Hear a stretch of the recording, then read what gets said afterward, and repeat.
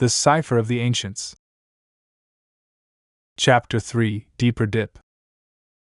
After spending a few days buried in the tomes of the Grand Library, we pieced together the puzzle. The ethereal apple was fashioned after the symbol of Loretta, an ancient demigod of knowledge. Her name, once whispered in reverence, was now all but lost to the sands of time. The library failed to yield forth the long-forgotten location of her temples. But the streets of Arcanea were always full of whispers, and the back alleys and Lowbourne whispered of an old, disused church on Arcanea's outskirts, dedicated to Loretta. With this new lead, we departed from the security of the city's heart, venturing into the uncertain shadows of its fringes. The church stood waiting, a mute guardian of long-buried secrets, potentially holding the next fragment of our mysterious apple. An ancient relic, it hopefully lay in the temple hidden where the city's life barely touched, its existence more legend than fact to the masses.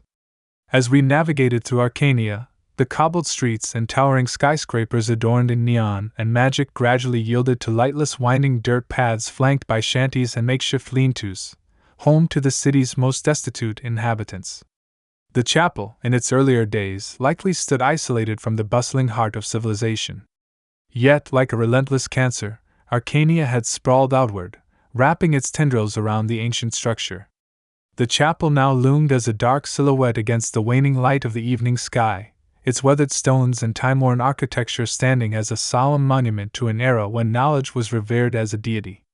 The outer grounds were strewn with the remnants of a bygone era, shattered statues, their stone faces weathered and cracked, and inscriptions so faded they whispered more of mystery than meaning.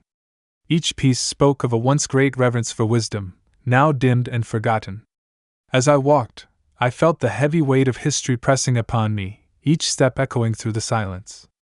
It was almost as if the curious gaze of a deity, long since abandoned and no longer worshipped, lingered, intrigued by the presence of intruders in their sacred space. The chapel doors groaned under my touch, creaking like the bones of the aged loath to be moved, the sound reverberating through the empty halls like a dirge for the forgotten. As we stepped inside, shafts of gray light bombarded us through a mostly open ceiling. An almost dizzying mixture of dust, mold, and the musty scent of ancient parchment arose with each hesitant step forward. It was as if time itself had settled here, undisturbed for centuries.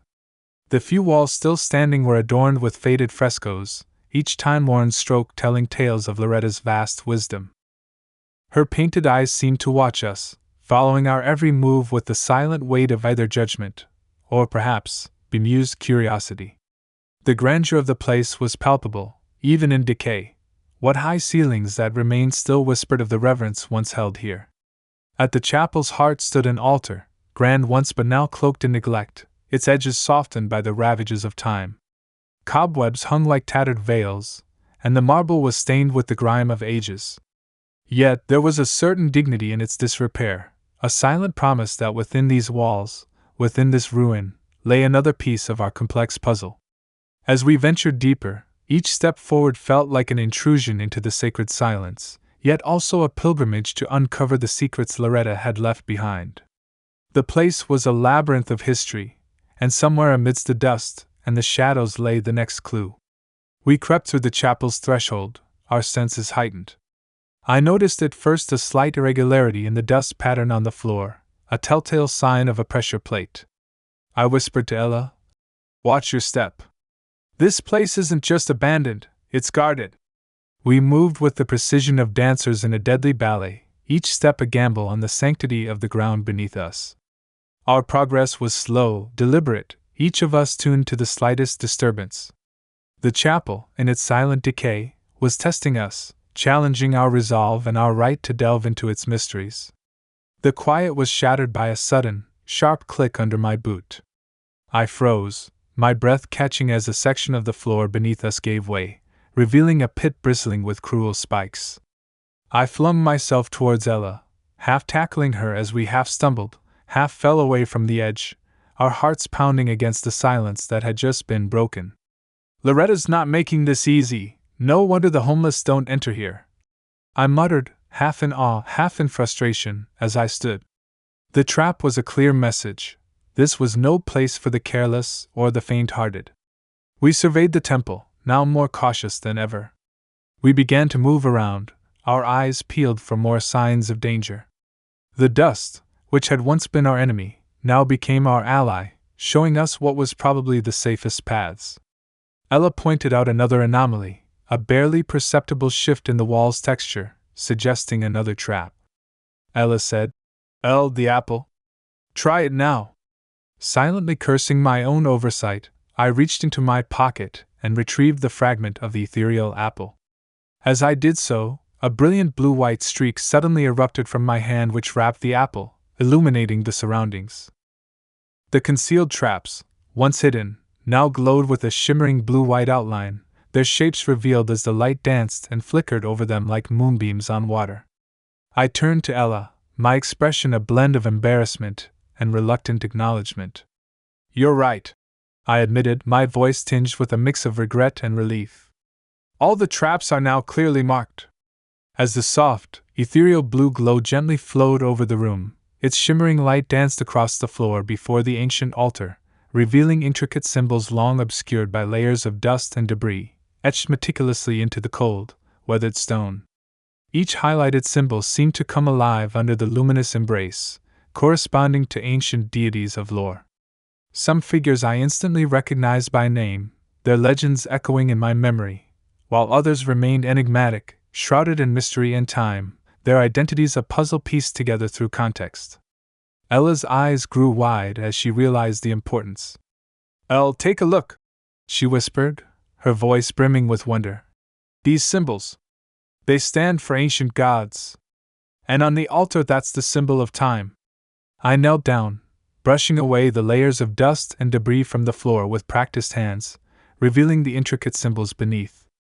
With my thieves' tools in hand, I felt around the edge of the design, quickly realizing that the symbols were part of a large, movable, circular plate. Using the fine tips of my tools, I began to rotate the circle. Each deity's symbol moved past the altar's edge, their ancient names echoing in my mind until the symbol for Azure, the god of time, aligned with the glyph of time emblazoned via the apple's light over the rune etched in the floor. I stopped the rotation of the plate, and it gently settled down into the floor. There was a faint click, so subtle it was almost swallowed by the chapel's silence, yet unmistakable. The marble altar responded with a shudder, and a slow, soft, almost mournful grinding sound filled the air as a hidden door within it began to open. With a whisper of movement, the door revealed a small, concealed compartment. Nestled inside was the next piece of the ethereal apple, its silver surface catching and reflecting the blue glow emanating from the slice of apple already in my hand. Ella and I exchanged a look, our faces a mix of triumph at our discovery and a newfound respect for the cunning of Loretta's guardianship. As I stepped forward to claim our prize, my hand outstretched, the tranquility was shattered. A shout pierced the silence from outside, and through the cracks in the chapel's ancient walls, I saw shadows moving with purpose, surrounding the structure. The crows had found us, and now we were trapped. The encroaching sounds of the crows were like a storm brewing just outside the chapel. Ella's grip tightened on my arm, her voice a hushed urgency. "We can't stay here," she whispered, her eyes darting around for an escape. Just as the first arrow flew by my face, heightening the urgency. In my left hand, the first fragment of the ethereal apple appeared to answer my silent plea for a way out, its blue glow illuminating a path through the chapel's debris leading to the entrance of the building's catacombs. I quickly reached out and snatched the newly found piece in my right hand. As we hurriedly made our way forward, concentrating on the urgency of our escape, the second apple fragment started to emit light, a soft red light also. With each hurried step, time seemed to decelerate around us, and our pursuers' actions turned into a slow, almost dreamlike series of movements.